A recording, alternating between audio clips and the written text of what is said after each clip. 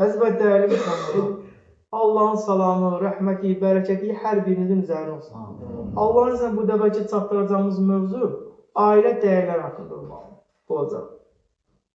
Ailənin qurulması İslam dinində ən birinci Adəm əleyhissalamdan başladı və ailə qurulması və ailənin İslam dininə verdiyi töhfəni hər zaman bütün peyğəmbərlər üzərində durur.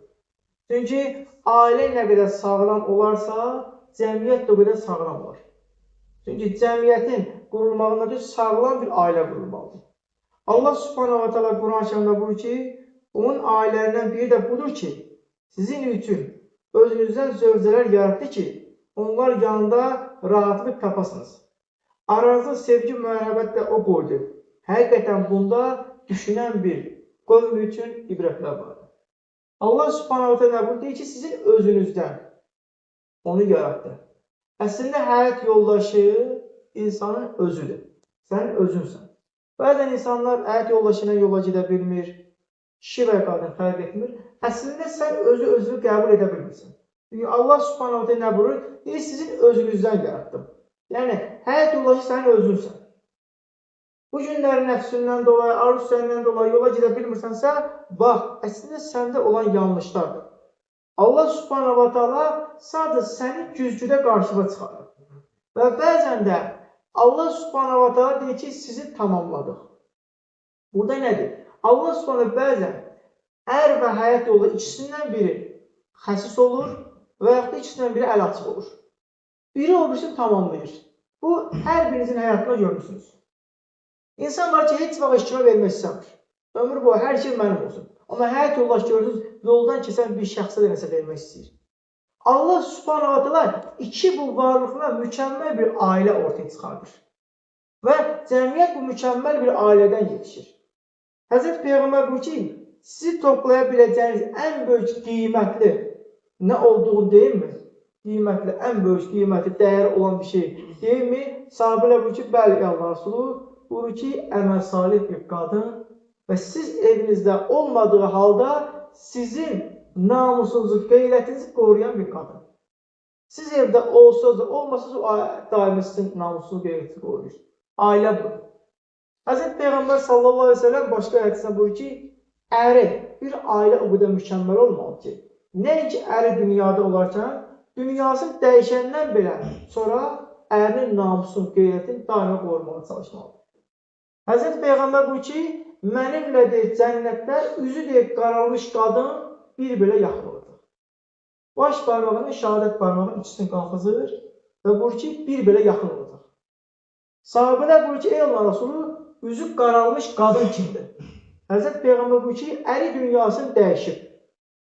Ərinin namusun, qeyrətin, onun iffətini qorumaqdan ötürü özü deyil, heç vaxt başqa bir yollara əl atmayan və evlatlarının rızqısından ötürü qızmar günəşin altında deyil, işləyib əli tikən qadındır, üzü qaralmış qadın. O cənnətdə mənə bir-birə yaxın olacaq. Nəinki əli dünyada olanda, dünyasını dəyişəndən belə ailənin o təməlini qorumağını İslam dini bizdən istəyir. Və Allah subhanahu ta'ala başqa da buyurur ki, qadınlara yaxşı rəftar edir. Əgər onlarda xoşa gəlməyən belə bir şeylər olsa, ona səbr edin. Sizin xoşunuza gəlməyən Allah subhanahu bir xeyir nəsib edir onda. Yəni, siz xeyir bilmirsiniz, onda deyir Allah subhanahu sizin xeyir qoyur. Bu bir söz nədir? Bayaq dediyimiz.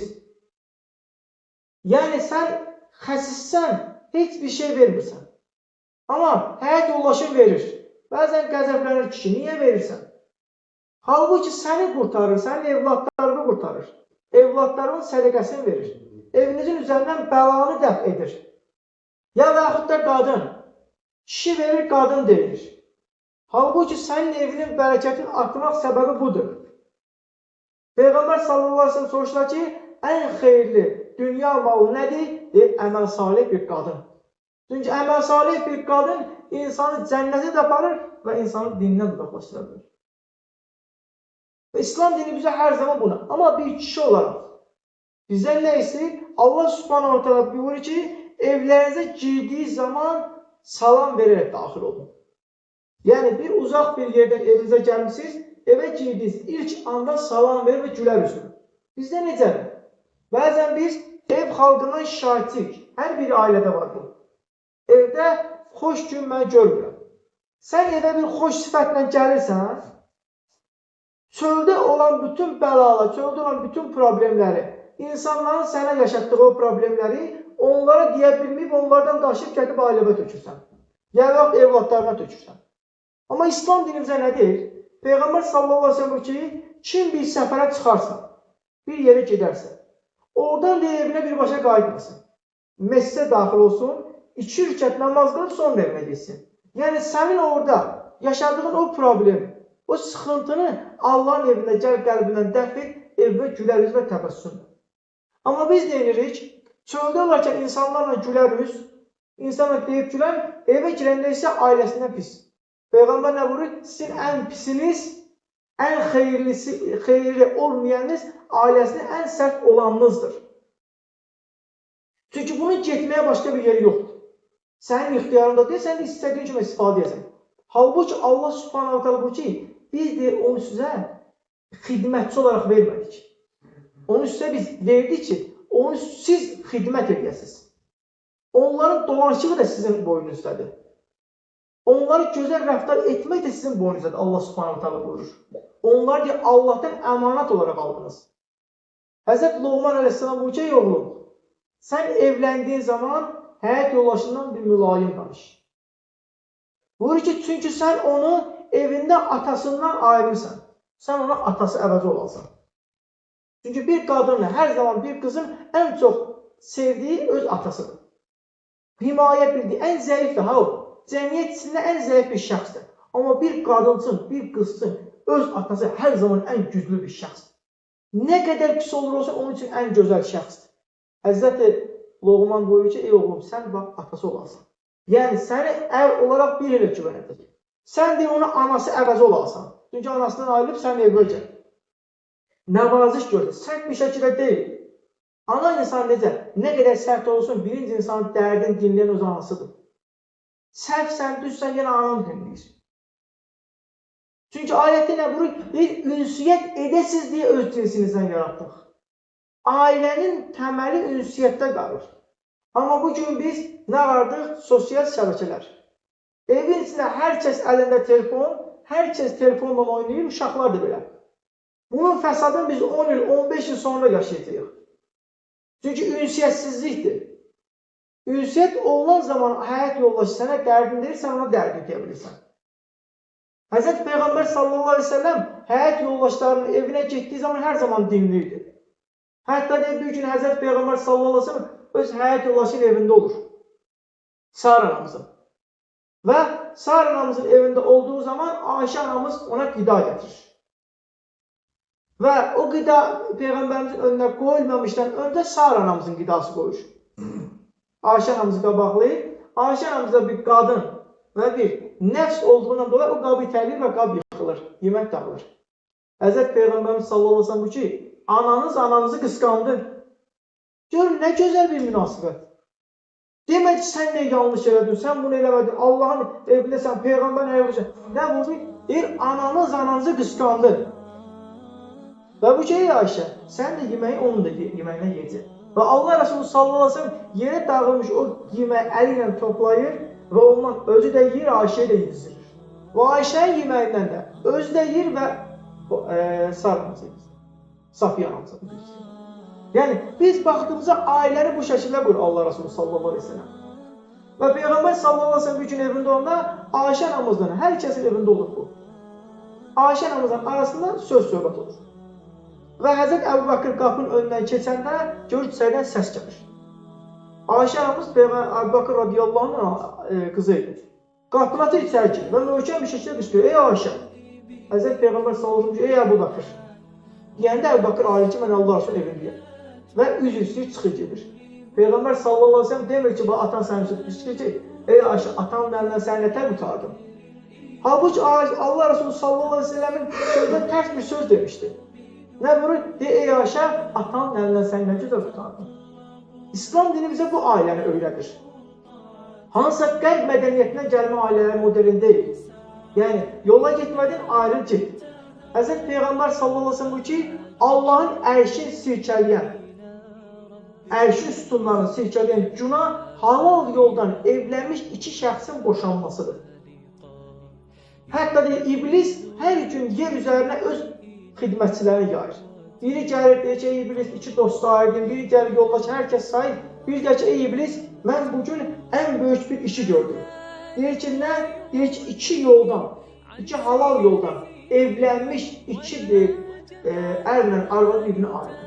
İblis deyir, hətta deyir, öz yerin, bəzi hədislərdə qarşısına çıxıb deyir, öz yerini ona verdi. Bəzi deyir, çıxartdı tacın onun başına qoydu. Sən deyir, Allahın ərşini silkələdin.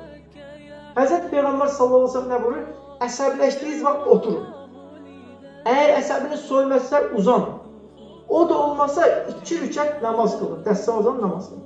Həzrət Peyğəmbər sallallahu aleyhi ve sellem qızı və Həzrət Əli radiyallahu anh, Fatimə və Həzrət Əli arasında bir münaqişə olur, kiçik bir münaqişə. Allah Resulü sallallahu aleyhi ve sellem xəbər gəlib çatır.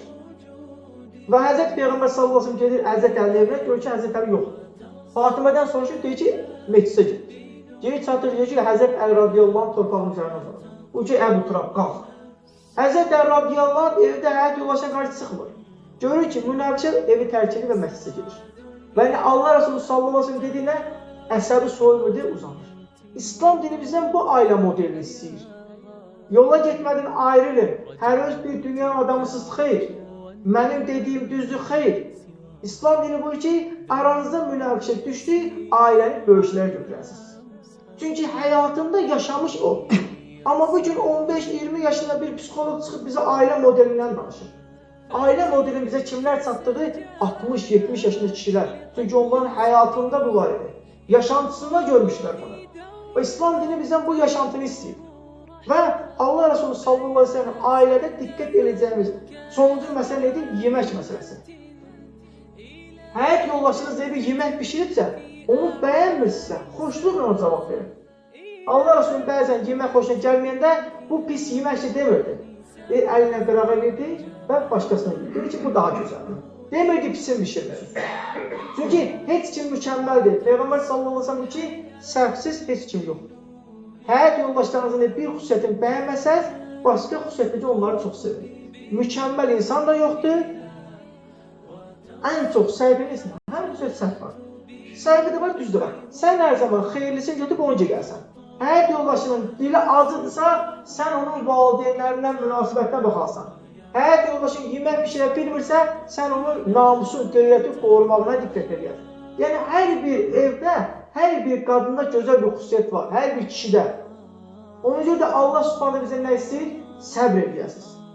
Ailədə münaqişə düşür, səbr.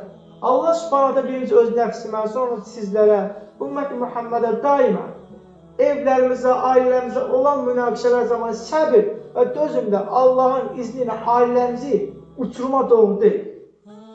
Ən azından qurtuluşa doğru qurtulan bir insanlar isiniz.